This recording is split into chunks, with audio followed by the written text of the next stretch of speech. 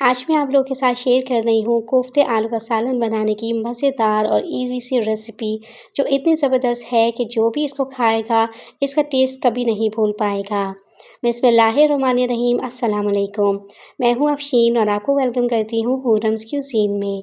अगर आपके कोफ्ते टूट जाते हैं या बहुत ज़्यादा सख्त हो जाते हैं और जो ग्रेवी है वो टेस्टी नहीं बनती, तो ये रेसिपी आपके लिए बहुत ही बेस्ट होने वाली है।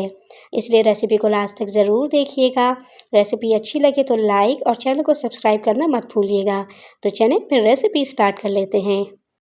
तो ये ज़ायकेदार कोफ्ते आलू का सालन बनाने के लिए सबसे पहले तो मिक्सी जार में डाल रही हूँ मैं 4 टेबलस्पून भुने चने। सूखा धनिया शामिल करेंगे 2 टेबलस्पून।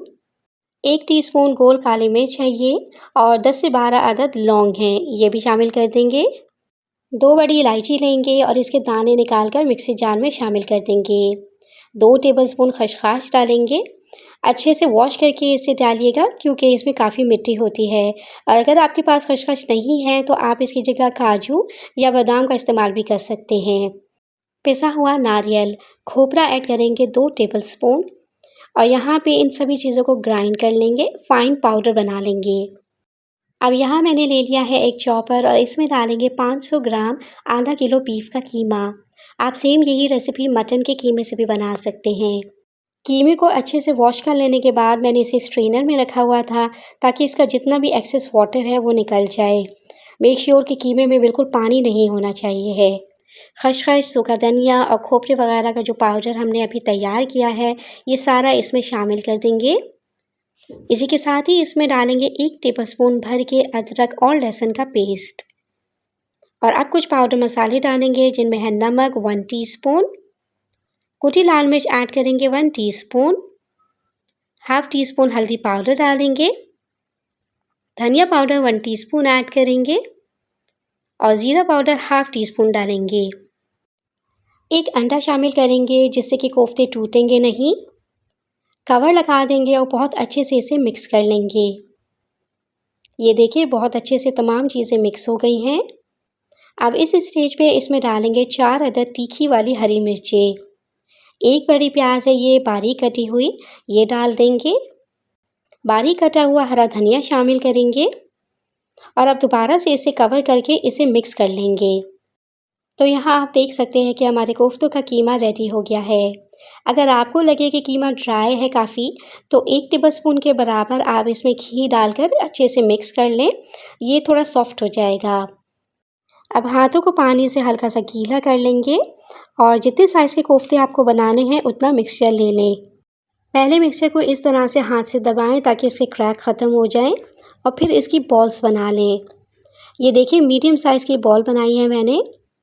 इसी तरह से तमाम कोफ्ते तैयार कर लेंगे। आधा किलो 500 ग्राम कीमे से 17 से 18 कोफ्ते बनकर तैयार हुए हैं। अब इन कोफ्तों को हम फ्राई करेंगे।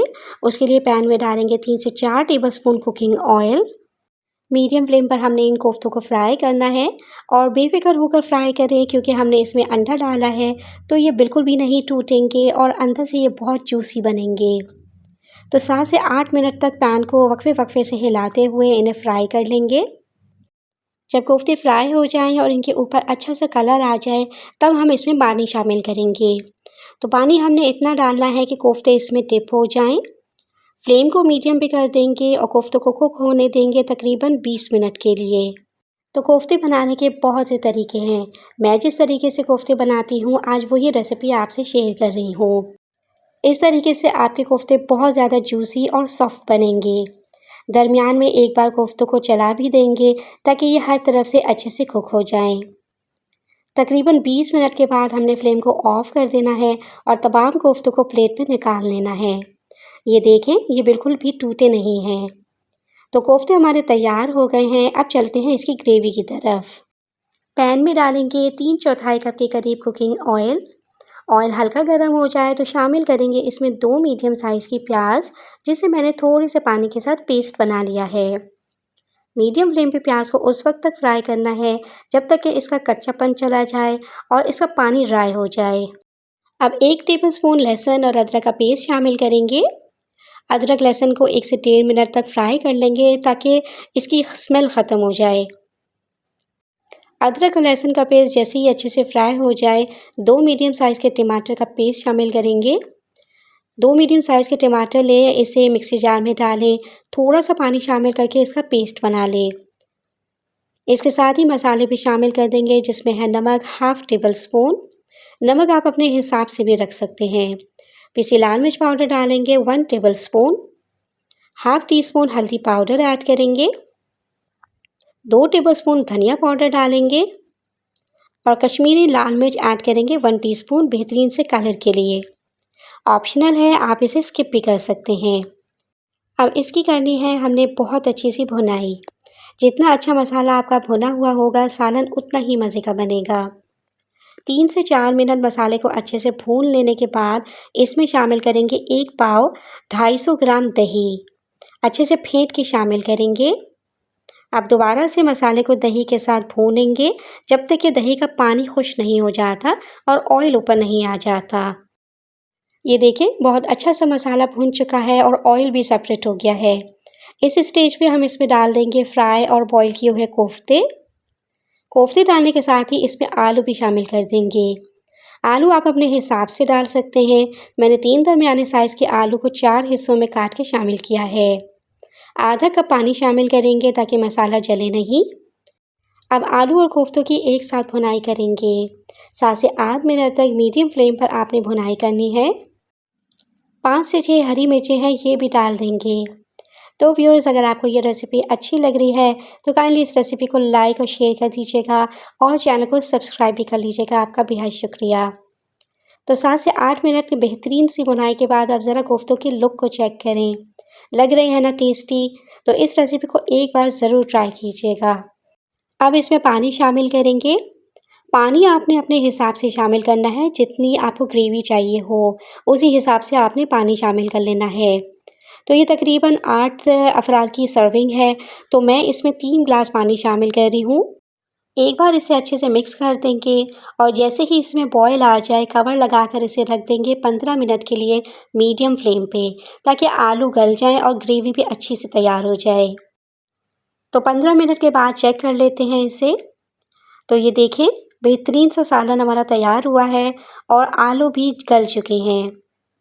लास्ट में इसमें डालेंगे 1/4 टीस्पून गरम मसाला पाउडर, कटा हुआ हरा धनिया शामिल करेंगे।